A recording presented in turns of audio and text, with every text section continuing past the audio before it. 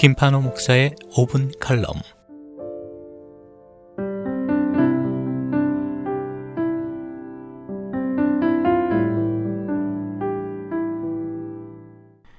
당신은 우리를 당신을 향해서 살도록 창조하셨으므로 우리 마음이 당신의 품 안에 쉬기까지는 불안할 수밖에 없나이다. 어거스틴의 고백론 첫 장에 나오는 유명한 문장입니다. 어거스틴이 말하는 불안이란 어떤 외적인 위협 때문에 겪는 불안이라기보다는 인간이 내면에서 일어나는 불안, 인간이기에 겪어야 하는 피할 수 없는 불안을 가리킵니다. 그는 인간을 불안 속에 있는 존재로 이해합니다. 불안은 실존주의 철학의 중심 개념이기도 합니다. 19세기 중반에 활동한 덴마크의 철학자 쇠런 키에르케고르에서 출발한 것으로 알려진 실존주의는 실존은 본질에 앞선다라는 개념을 내세우며 20세기 철학과 문학에 큰 영향을 미쳤습니다. 키에르케고르는 그의 책 불안의 개념, 죽음에 이르는 병을 통해 불안이 절망을 낳고 절망은 죽음에 이르는 병이 된다고 말합니다. 그가 말하는 불안은 알지 못하는 미래에 대한 두려움, 절망은 죽음이라는 마지막 희망조차도 남지 않은 상태를 말합니다. 키에르케고르에 의하면 하나님과 죄화하지 않은 인간, 자신을 위한 하나님의 계획을 알지 못하는 인간은 절망할 수밖에 없습니다. 독일의 철학자 하이데거는 인간을 죽음으로 향하는 존재로 정의하면서 우리 인간은 자신의 의지나 선택에 상관없이 세상에 던져졌다고 말합니다. 어디에서 와서 어디로 가는 것인가? 삶은 무엇이고 죽음은 무엇인가? 이런 질문에 쉽게 대답할 수 있는 사람은 아무도 없으며 삶의 의미에 대한 답을 알지 못한 채 불안을 안고 그저 묵묵히 살아갈 뿐이라는 것입니다. 불안은 모든 사람이 경험하는 자연스러운 감정이며 삶의 한 부분입니다. 심리학자들은 현대를 일컬어 불안의 세대라 명명합니다. 미국의 실존주의 심리치료가 롤로 메이는 불안은 이 시대의 가장 절박한 문제라고 말했습니다. 인간은 불안해할 수밖에 없는 존재입니다. 그래서 철학자들은 불안을 인간이 실제로 존재하는 양상을 표현하는 것으로 이해합니다. 성경도 다르지 않습니다. 성경은 불안을 토로하는 많은 사람의 목소리를 우리에게 들려줍니다. 특별히 구약 성경 시편은 다윗의 고통, 슬픔, 절절한 마음을 담은 시를 모아놓은 책입니다.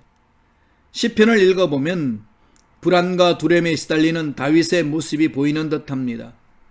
그는 즐거울 때나 기쁠 때만 아니라 슬플 때와 괴로울 때, 불안하고 두려울 때 하나님을 찾았습니다. 다윗은 자신이 불안한 이유를 이야기합니다.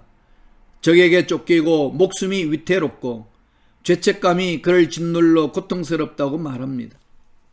하지만 다윗은 그 순간에도 자기와 함께하고 계시는 하나님을 기억했습니다. 그리고 이내 불안으로부터 자유를 얻었습니다. 불안은 우리에게 보내는 하나님의 초대장일지도 모릅니다. 내 힘으로는 벗어날 수 없는 불안, 그 속에서 역사하시는 하나님을 경험할 때 더 건강한 평화, 참된 평화를 누릴 수 있기 때문입니다. 하나님은 우리가 불안에 떨며 살아가는 것을 원치 않으십니다. 예수님은 제자들에게 나는 너희에게 평화를 주고 간다. 내 평화를 너희에게 주는 것이다. 내가 주는 평화는 세상이 주는 평화와는 다르다. 걱정하거나 두려워하지 말라라고 말씀하셨습니다.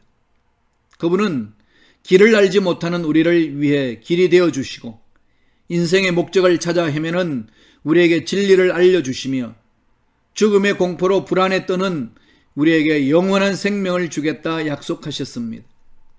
청취자 여러분, 다윗처럼 우리의 불안한 삶에 하나님을 초대하는 훈련이 필요합니다. 불안한 마음을 솔직히 털어놓고 우리를 두렵게 하는 것들을 생각하는 대신 우리와 함께 하시는 하나님을 기억하고 그분의 선하심과 전능하심을 신뢰하는 훈련을 해야 합니다. 운동선수가 같은 동작을 반복하여 연습하듯이 불안을 느낄 때마다 하나님을 부르고 그분께 맡기는 연습을 할 때 우리 마음에는 하나님이 주시는 평안이 가득하게 될 것입니다. 다윗을 따라 이렇게 외쳐봅시다.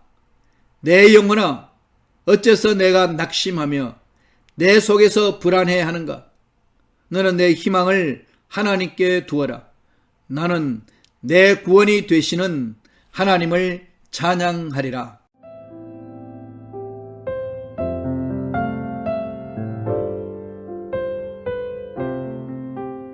지금까지 순복음 시카고 교회 김판호 목사님의 5분 칼럼이었습니다. 신앙 상담이나 문의는 전화 773-456-6780 456-6780번으로 연락 주시기 바랍니다.